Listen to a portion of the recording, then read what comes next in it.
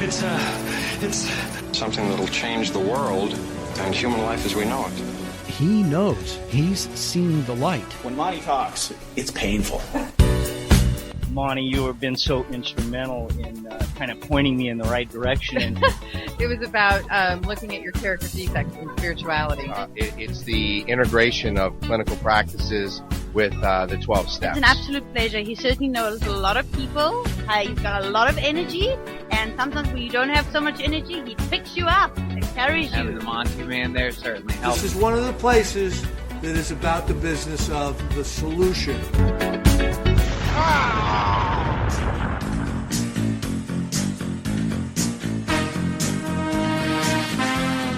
The views expressed on this special broadcast of the K-12 radio show do not necessarily reflect those of KHLT Recovery Broadcasting or its affiliates.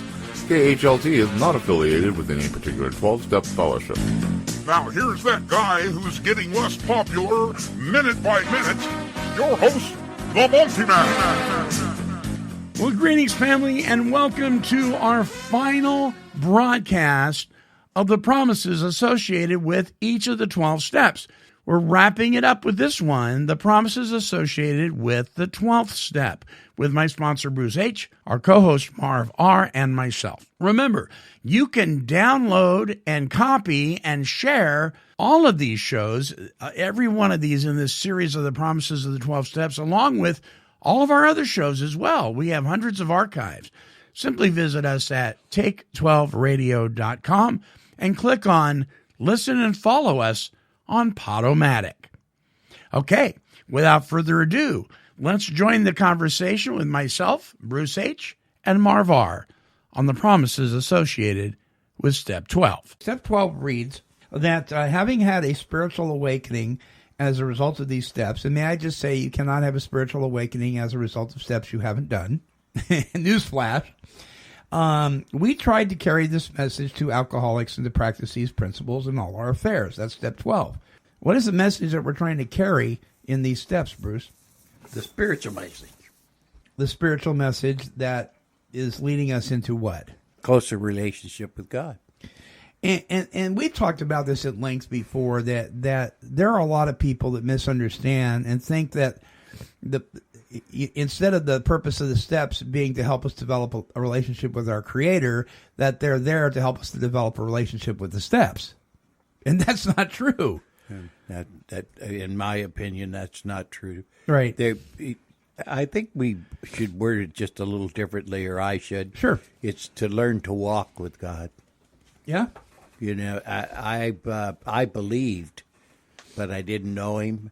And I surely didn't walk with Him. Big difference. Yeah. Believing and knowing. Mm-hmm. I can believe my car will start, but if I don't put the key in and start it up, it really doesn't mount to a hill of beans, right? Yeah. Yeah. Yeah, you can believe something, but you don't know it. Right. So I'm going to read off these, and then we'll go back over them. These are the promises associated with Step 12. And number one, practical experience shows that, here's the promise, nothing will so much ensure immunity from drinking as intensive work with other alcoholics. It works when other activities fail. Number two, life will take on new meaning. Number three, to watch people recover, to see them help others, to watch loneliness vanish, to see a fellowship grow about you, to have a host of friends. Here's the promise. This is an experience you must not miss. We know you will not want to miss it. Frequent contact with newcomers and with each other is the bright spot of our lives. Number four, both you and the new man must walk day by day in the path of spiritual progress. If you persist, here's the promise, remarkable things will happen. And number five, when we look back, we realize that, here's the promise, the things which came to us when we put ourselves in God's hands were better than anything we could have planned. Number six, follow the dictates of a higher power, and the promise is you will presently live in a new and wonderful world, no matter what your present circumstances. Number seven, assuming we are spiritually fit, here's the promise, we will do all sorts of things alcoholics are not supposed to do. We'll talk about that in a little more detail in a minute, because that can be a little confusing. Number eight, your job is to be at the place where you may be of maximum helpfulness to others. So never hesitate to go anywhere if you can be helpful. You should not hesitate to visit the most sordid spot on earth on such an errand. Keep on the firing line of life and these motives, and here's the promise: God will keep you unharmed. Number 9, the power of God goes deep. And number 10, we have stopped fighting anything or anybody and anything. We have to. Okay, so let's go back up to number 1. Practical experience shows that nothing will so much ensure immunity from drinking as intensive work with other alcoholics. It works when other activities fail. We've talked before that, I think we even mentioned it last week, that people sometimes misunderstand this and they think it's just a couple of alcoholics sitting down having coffee and reading this book, the big book.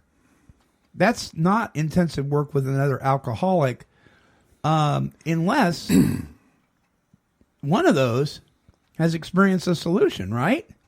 And knows what it is. Yeah, I think I understand what you're saying here, and I think it's if you're working with another alcoholic, then the assumption is that one of them have a solution to the problem. Right. Mm-hmm. Because alcoholics sit down and talk to each other all the time. Mm-hmm. On the bar stool, out to lunch. But that isn't necessarily a working relationship leading towards a relationship with our Creator. As far as AA itself goes, and that when I'm teaching the book or things like that, everything is focused on this method that was given to me in Alcoholics Anonymous to take a look at myself, for I could see my need for God and with some humility. Right. You know. Right. With some sort of humbleness. When I started to see that and recognize who I was. Yeah. So that's what I teach. And that's what I'm working with, one alcoholic with another. Now, I've formed a lot of relationships where I've cherished them just they run deep with me. And they weren't necessarily relationships that were built on working this step process. They were just people that you came to be friends within the fellowship, right? I think it was because of our common problem, our common solution. Yeah. And the joining together to try to help other people. Yeah. Yeah. Mm-hmm. So Marv, why do you think one alcoholic working with another is more effective than perhaps somebody that hasn't been where we've been? Any ideas on that? To be honest with you, a lot of times one alcoholic working with another alcoholic is not a successful endeavor. And the reason I say that is because in the beginning I did a lot of that. Sponsorship and stuff like that. And what happened, not all the time, but a lot of time is, how do I put this? Probably I end up being more of an enabler than I was a solution. Okay.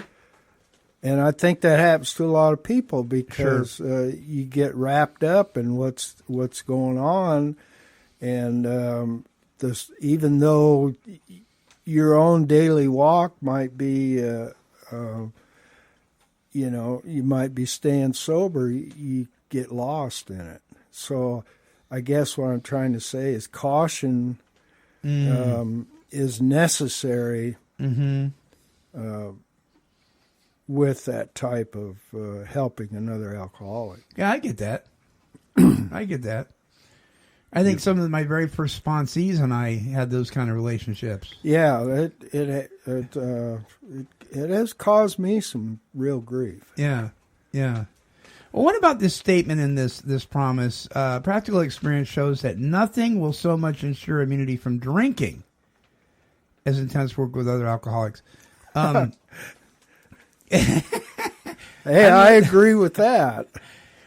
But is that I think if we take that out of context, we end up saying, well, I'm going to work with other alcoholics for the primary purpose of staying sober.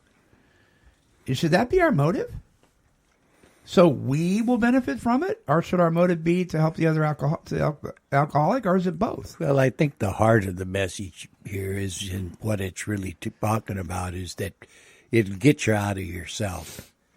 You know what I mean? If you're out working with an alcoholic and, and you're having a rough time and, it'll help get you out of yourself. They were pulling me out on 12-step calls, and I was just a baby in this thing. My sponsor were dragging me along.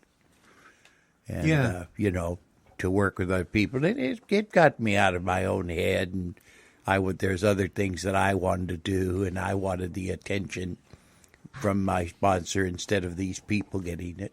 You know what I mean? Right. And I struggled with that, but it kept me out of trouble.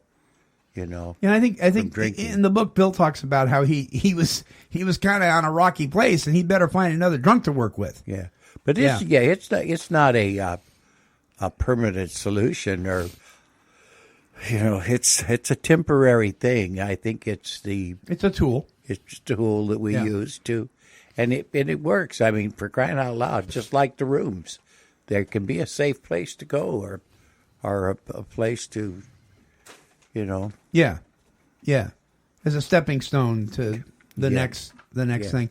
I could almost say that nothing will ensure drinking as intensive work. I'm telling you. I remember meeting with sponsees and coming home and shaking my head, and Marcia going, "What's wrong?" And I go, "And they wonder why a man drinks." I've had a guy call me up, and I told him, "Come on over. I got the other half." Of course, I think part of the deal, too, you have to consider a lot of people, when, even Bruce just said it, that when he was fairly new, his sponsor, a lot of people, I think it's necessary to realize in the beginning, and most of us don't, that God is the one doing it and not the person who's physically there. And see, I think that's where I got in trouble is, I'm just being honest. Yeah, you bet. A person gets involved with this stuff and you think, well, I'm really doing something. Yeah. I'm doing this, or I'm doing that, or look how I did this. And as time has gone on, I realize today more and more than ever that I'm just being willing to be used, and God's the one doing the stuff, not me. And one of the signs that you may think that you're the one doing it is if your sponsee should drink or use or slip or whatever, and then you beat yourself up over it. Right. Because you think you're responsible. You think that you're the one that's doing the work, and, what did I do wrong? Mm-hmm. And lots of times I've had sponsees that have gone out over and over and over again, and I didn't do anything wrong. In fact, I wasn't even doing the stuff that was right. It was God doing it. Yeah. You're not responsible for their sobriety or for their drinking. Yeah. But you are responsible for your conduct. You bet. And I don't think that a lot of people see that either. You know what I mean? Mm. Yeah. That they're responsible for their own conduct? Yeah. Yeah. Yeah. That with the new people, me at one time being a new person, and I'm not really an old timer now, but that can get lost in the mess, what Bruce was saying. You don't even realize that your conduct is out of whack when you get caught up in the stuff, Right. Mm-hmm. So the first two words of that promise, practical experience, most of us, a lot of times, don't have it. Don't have it. Are you trying to say it's on the job training? Yeah. Well, and certainly, and this is my opinion now, but certainly if you're just starting to work on step 3, you ought not be sponsoring somebody. You don't have any practical experience yet. Mm-hmm. Right. And there's a school of thought out there that says you can start sponsoring anybody as long as you're ahead of them by one step. And I'm like, nah, I don't buy that. I never heard that before. Oh, you haven't? Oh, yeah. As long as you're a step ahead of them, you're cool. Well, I've heard it. If you've got a day, you've got more than the newcomer. Right. My goodness. I mean, like, let's put 2 of them together and see how it works. Right. You know, it's just like being in the bar then, you know. Yeah, you bet. You bet. Mm-hmm. Well, number 2, life will take on new meaning. What are some of the ways that life's taken on new meaning for you, Marv, since you've been doing this thing? What I had foremost in my mind when we were, when you said earlier that working with another alcoholic just doesn't necessarily mean 2 people sitting down reading a book. Yeah. Okay. I agree with that completely. Mm-hmm. But let me tell you this, in all honesty, life started to have new meaning for me. What happened was some people in the program approached me. This was years ago, by the way, and asked me if I would do a Bible study for alcoholics. And we did that, and it went for a couple of years. Mm-hmm. And we averaged anywhere from 8 to 15 people showing up. That was meaningful to me at that time. Something you would never have considered back in the day, right? Yeah. I don't think if anybody had never approached me that I would have, yeah. Right. And then when you go into number 3 here, that's, watch people recover and to see them help others and to watch loneliness vanish. That's where a lot of that came in for me. After I got through the period of time where I quit chasing people around thinking I was going to really help them, mm-hmm. do something wonderful, mm-hmm. Then these people approached me about this, and I'm not one to just jump into stuff automatically, but eventually I thought it was a decent idea. Yeah. And that's when all of this other stuff that number 3 is talking about really made an impact on me. Isn't it amazing to watch this happen to people? To sit back and because it's real easy. It's not too difficult to sit in our 12-step support fellowship meetings and pick out what's wrong. I mean, that's not too difficult because in today's meetings, there's a lot going on that's kind of questionable. And unfortunately, we can miss this if we focus too much on that. We can miss watching people recover, to see them help others, to watch the loneliness leave their face if we're not too careful. And I think we need to keep our eyes open and our ears open and not only watch for those who may be in need of direction and help and that kind of thing, but also for our own encouragement to watch people who have changed and watch how they've matured and how God has come into their life and the things that have happened to them. It says here we don't want to miss this. Yeah, I'd like to comment on both of those. That for me, when I read that life takes on new meaning, I think for the first time in my life that I had purpose and direction, mm-hmm. and it was like Marv was talking about. I joined a Bible study, and then for crying out loud, next thing you know, I'm doing a Bible study. I mean, think about this, and I'm doing other book studies, like for the big book for Alcoholics Anonymous, right, and those type of things. And you got to remember, I learned to read in Alcoholics Anonymous, where I could read, but I wasn't very proficient at it, mm-hmm. and it was hard for me. So another man read for me, and then I would talk about what was read. Yeah. You know? Yeah. And so I learned to do that here, and it's an experience you don't want to miss. These people come in and like me, and we're selfish, and we're self-centered to the core. All we can think about is what can we get or what can we take away, And there's this overtone of this altruistic movement, that on some level we care.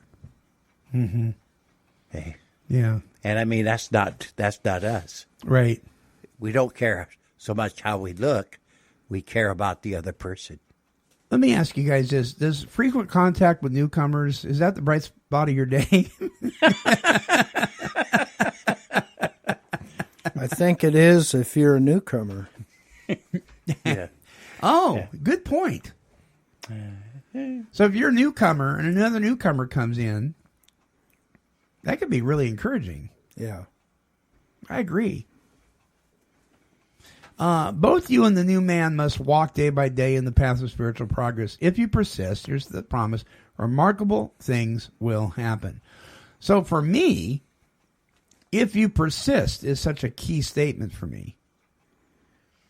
Because so much of the time I get frustrated and I don't want to persist. And if I don't, then I miss the remarkable things that are happening. I remember working with people and going to my pastor once a year on that year after year after year. And Bruce, you've heard me tell this story. And I'd go to Mitch and I'd say, Mitch, I want out of Nineveh. I don't want to go back to my 12-step support meeting anymore. I don't want to work with people anymore. These people are driving me absolutely insane. And he'd say, did you ask God his opinion? And I'd say, yes. He goes, what did he say? I said, nothing. And he says, get back in there.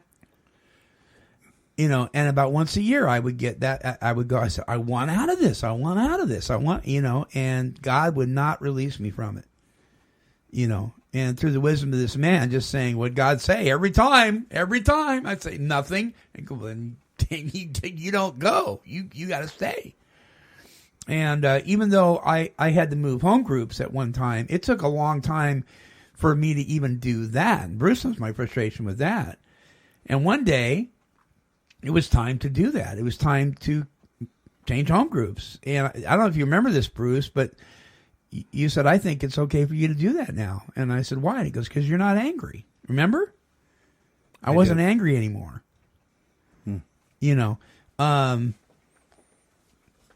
So being persistent with working with people, we've talked about nothing will point out your own character defects more than working with another alcoholic.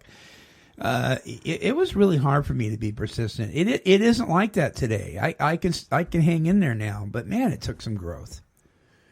What about you guys? Can I disagree? Sure. Certainly. Yeah, I think that we have a tendency to do is persist, and because we think it's our effort. It was like Marv was talking about earlier. The flip side of the coin of that is true. Absolutely. See, so the thing that I pick up on in those words is not to persist, but walking day by day in spiritual progress. Mm-hmm. What does that mean? It might mean just a simple thing about doing the steps, you know what I mean, and seeing your need for God and going to Him, or learning to use Him on a daily basis as you walk this world and you're in it. You know what I mean? So persisting to walk day by day in the path of spiritual progress. Learn to, I think you can be spiritual waxing your car. Sure. If you're praising God for this thing and for what He's given you, you know what I mean? Or the country He's allowed us to live in. You see what I mean? Right. And be thankful for those things and live out of that. Your thoughts, Marv, are? Well, I was kind of thinking that maybe that might say if you watch for doors to open, remarkable things will happen. In light of what Bruce said, and in light of I know myself, I know that I can think I'm really something and be persistent all right, and just barge in there, like a idiot. Yeah. But what I've learned by the first promises that we've already talked about is that there's a lot of power in observation. God is God. Do not put him in a box. And so I tend to watch for that door to open. And God, are you going to use me here or what? And I think that I do that based on all the things that happened when I first tried to be a big shot and work with other alcoholics, to tell you the truth. Yeah. Does that make any sense to you? Yeah. It does. I remember studying the traditions before I ever did the steps. I don't know why I did that. And then one of the reasons was I think so many people didn't want anything to do with the traditions. They were businesslike and all that kind of thing. And I got curious about them. And this was way back when my old home group used to meet on the other side of town, and those traditions piqued my interest. So I didn't want to do the steps, but man, I was interested in those traditions. So I learned about those traditions and I studied those traditions. And by God, I was going to go into my 12-step support meetings, and I was going to tell people how they were doing it wrong, and how they needed to abide by these traditions, and they were way off kilter, and I was going to change them, by golly, by George. And I hadn't even had an understanding of step 1. And people looked at me like I was stoned. They go, "Oh, that's nice," and then they just go on their way. But I really did. I had this real haughty, idea that I was going to make things right in the program, in the fellowship. Yeah, I think we all bring something to this thing that is a hindrance to us, or a snare, and then there's other things we bring that are gifts. Yeah, I think there's a combination of that, but I like what Marv was saying and the track he was on and this power of observation. I think that's a wonderful thing. And for me, what had to take place was I had to stop thinking about what I was going to say to people and start listening to them. Yeah. See, for I could meet them where they was at. I mean, actually listen to him and not have this scenario on what I was going to say. Learn to push that stuff aside, what I wanted to do aside, and listen to these people for I could be of help. And that was hard for me. How long did it take you to kind of make that switch? Well, it took quite a while, right? It took quite a while for that to happen to me. My sponsees actually went out and got me an active listening course off the internet and gave it to me. I love that. No, I mean, what a gift, this right? is for real. I mean, literally, what a gift. So that so I had to learn to do that, right? And I did it for what I think Marv's talking about, where I could look and where I could see and where I could approach, with these people, where I could be of the best benefit, where I could be of help. Sometimes we have to make relationships before we can teach them the steps. Yeah, people have to feel secure, right? And if they don't, they don't want anything. So what I hear you saying is, if we're listening for our own advice to give them, we're going to miss their need. That's right. Say you're not going to approach them where they're at. Yeah, and so then when we give them those suggestions, they're looking at us like, "What? This is a gift from God that He's given us because of what's taken place." Here's Marv, that's a drinker, yet he's got all these other attributes. He's a cowboy, for crying out loud. Yeah.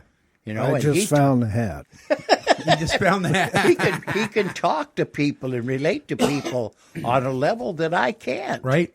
You see? Yeah. So he's able to gain their confidence to tell them about this method by which he was able to come to God, but differently and walk with Him. I just had this thought in my head of you and I, Bruce, at a dude ranch trying to explain this stuff and not getting anywhere. And Marv comes along and goes, "It's quite simple, really." For sure. Something that Marv was saying, it really fits in here. It says, the things which come to us when we put ourselves in God's hands were better than anything we could have planned. And I hear what you're saying a lot of times, Marv, is that we think we're planning it. And the thing, when we plan it out on our agenda, it doesn't work out nearly as well as when we put ourselves in God's hands and let Him do it. Yeah, and the hindsight of that. Yeah, when we look back. Yeah. Hindsight's 20/20. You would think, realizing that fact that hindsight's 20/20, we would do a little better the next time. And I think sometimes we do, but sometimes I think we repeat the same thing over again, don't we? Because of our egos. Well, that and deep-seated spiritual brokenness based on past experience. So kind of part of who we are.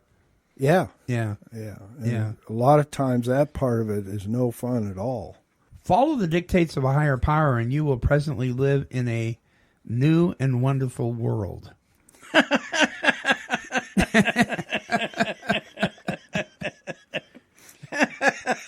No matter what your present circumstances, it says. Why are you laughing, Bruce? Tell us. It's true.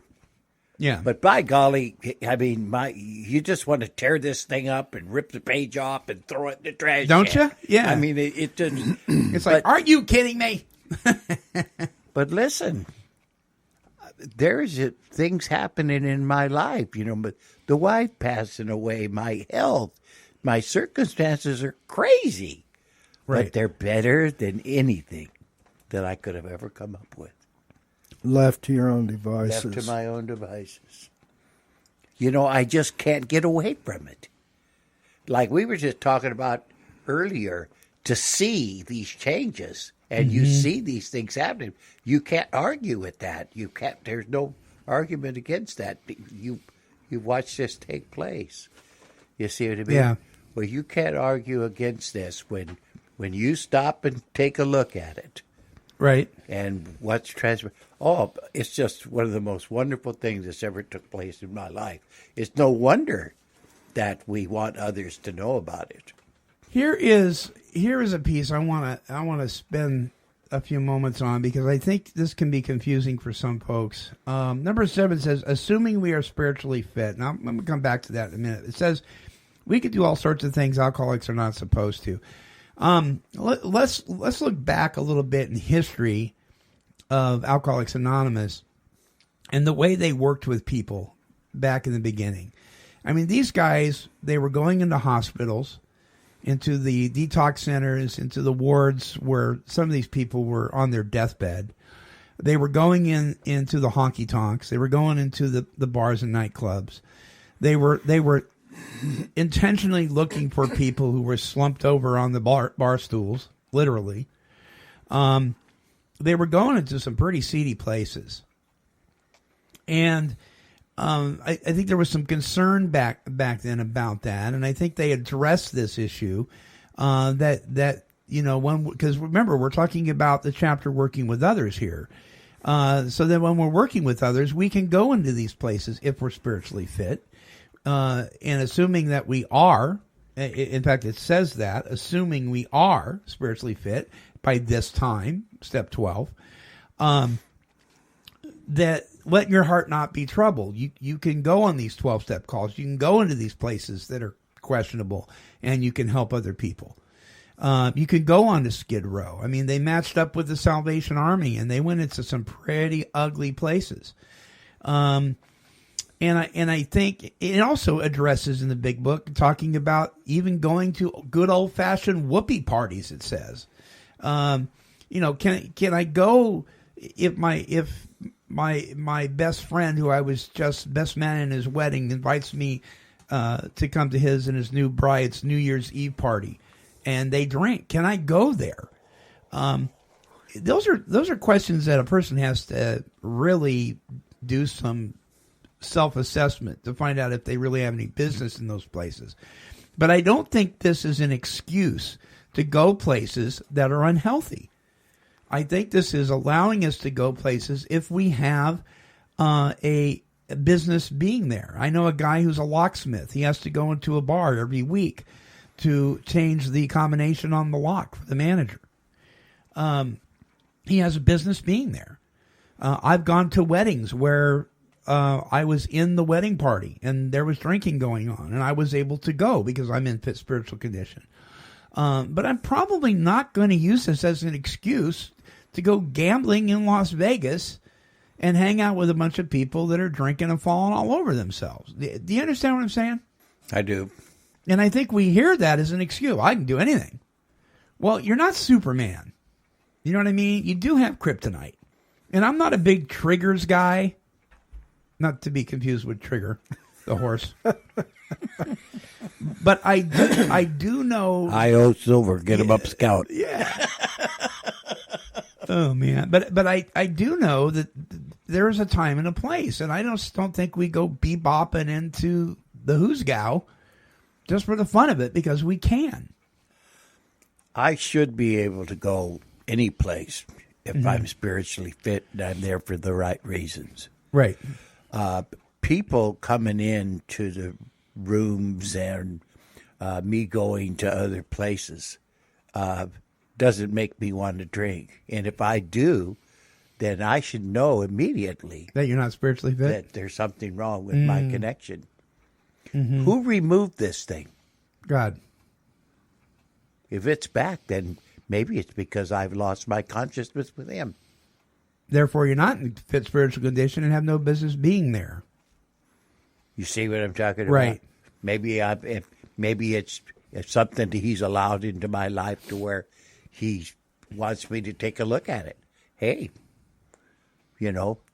what is it that's taken my place this time? Yeah. See, he should be first in your life. If all I want to do, if I couldn't stay sober and I had this obsession and he removed it and now I'm allowed to do other things and live a life differently than I have before, that I'm a free man.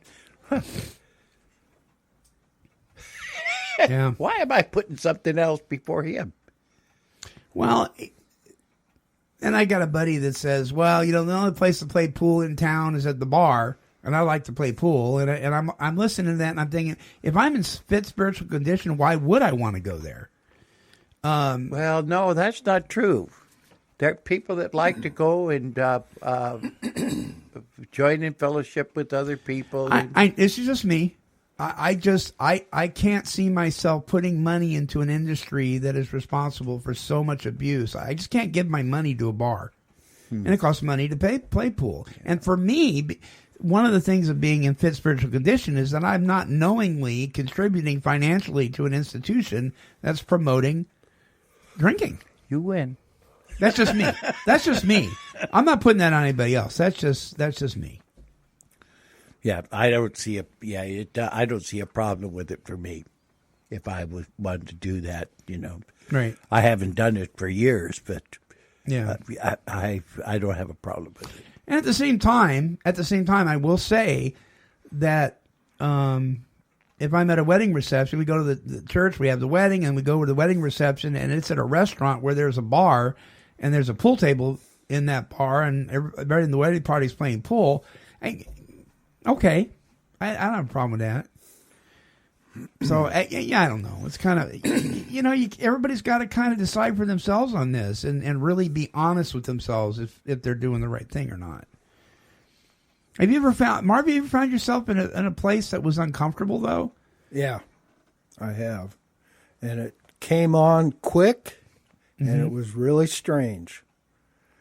Well, I was over at the Elks Club in Lebanon. Some people had invited me and my wife to come over there and have dinner with them. So we did, and we're sitting there, and here's this big, fabulous steak sitting in front of me, and all of a sudden, I got this urge to drink like I had not had for a long time. I mean, it just premated my being. And I'm looking around and I'm thinking, what should I do? What should I do? And then it occurred to me, and I turned to my buddy who was sitting there next to me, and I said, Max, I really want to drink. And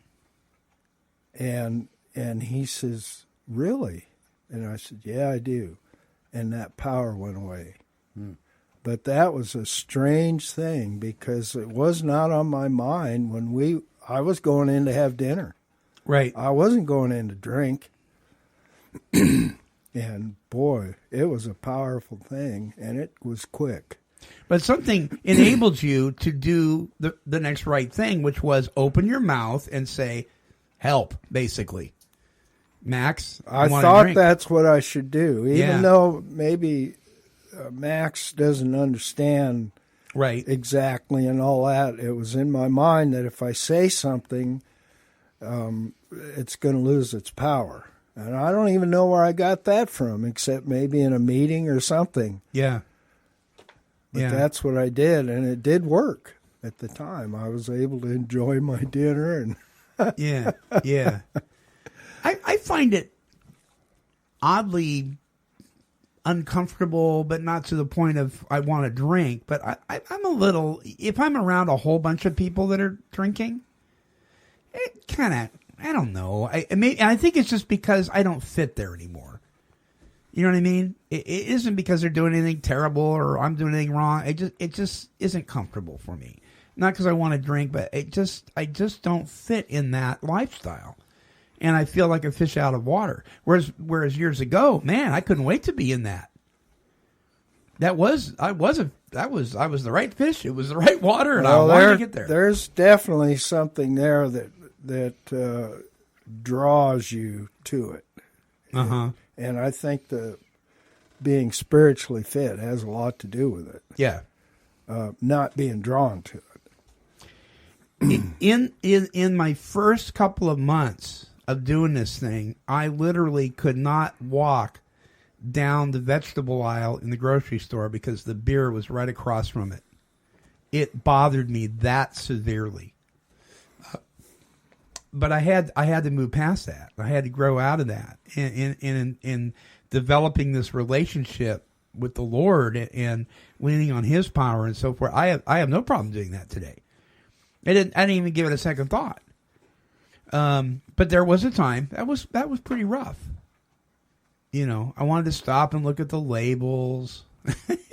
Oh, what kind of nice artistic labels are on the cans today? You know, because, you know, being kind of an artist, I was using that as an excuse to play around with the cans. I mean, I was a sick puppy. Today, it doesn't faze me. So we have to walk through life, right? I mean, there's stuff going on around us all the time, from TV commercials to, you know, people on the street corner to events, you know, Saturday market, farmer's market. I mean, there's all sorts of things going on where there's alcohol present. And if we can't learn to live in the midst of that, we may be, as Bruce says sometimes, in deep weeds. Yeah. Yeah, I've heard a lot of people say that about them sort of things, about not being able to walk down the aisle where the alcohol is at and those type of things. And I've never suffered that way. Not even in early? No, not even in early sobriety. Well, I'm glad. Yeah, I am too. Because, see, I believe there's a lot of people did do that. You know, I couldn't go into neighborhoods where there was drugs. You know, where people sold up street corners and things like that. I had to stay away from those places in early sobriety. Yeah. That killed me. It just put a knot in my stomach. I'd get sick, you know, and I'd drive up to past it and corners, and then pretty soon I'd turn around and I'd go back and I'd try to figure out how to get some money. It was just horrible, you know. What you mean. Yeah, so I had to talk about that with my sponsor and get some advice, and I stayed away, and then even that got relieved. Mm-hmm. And then next time I was going by those places, I was looking to see if I might be of service. Whole different thing going on. Yeah, amazing. And so it knot went away in my stomach. Guys, we're out of time, so let me just touch on this last one here. We have stopped fighting anybody and anything. Yeah, me too. I don't know if that's completely true for me. I don't think my desire to throw the first punch, figuratively speaking, it has been overcome completely, but I certainly don't go out and look for it like I used to. I used to look to stir up stuff. I think it says even alcohol. Even alcohol, right? Yeah. And I think that I have, like I said, I've stopped fighting. Yeah, that I have, yes. I stopped fighting the alcohol, and I stopped fighting the drugs, Right. And the drugs were the big thing, the knot in the stomach for me. Yeah. But I stopped fighting that. And so that was wonderful. Anybody, I have problems. Mm-hmm. This, I'm still pretty much of a train wreck, with people. And I think it's because we bring our own personalities and who we are into relationships. And, one of the things when I was working with somebody, and then I felt like they turned on me. Mm-hmm. See, and so I don't know. That's pretty hard for me. Yeah. Yeah. Marv, you stopped fighting the alcohol thing? It's not a battle anymore, like I get up in the morning and I got to fight. No, it's not. Yeah. I haven't had a problem with that for a long time. Right.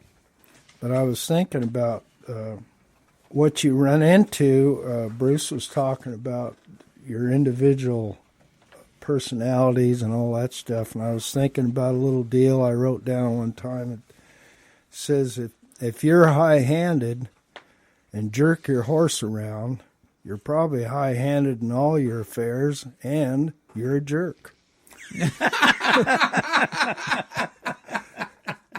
Well, I sure do miss that laugh of my sponsor, Bruce H. A special thank you to him, and of course to Marv R., who is currently one of our co-hosts. You can tune into all of our shows by visiting us at take12radio.com. And follow us on all social media platforms, as well as radio platforms such as iHeartRadio and Spotify and Apple Podcasts and Podomatic, as well as YouTube. Well, that wraps it up for the promises associated with each one of these steps. Like I said at the beginning of the show, feel free to download them, to make copies, to pass them on, won't you? Until our next broadcast, this is the Monty Man for the Take 12 Recovery Radio family, and we are wishing God's perfect serenity for you. Bye-bye now.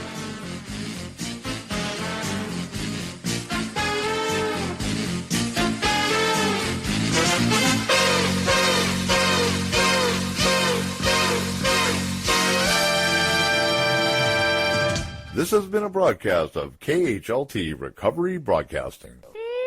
Kitty, kitty, kitty, kitty.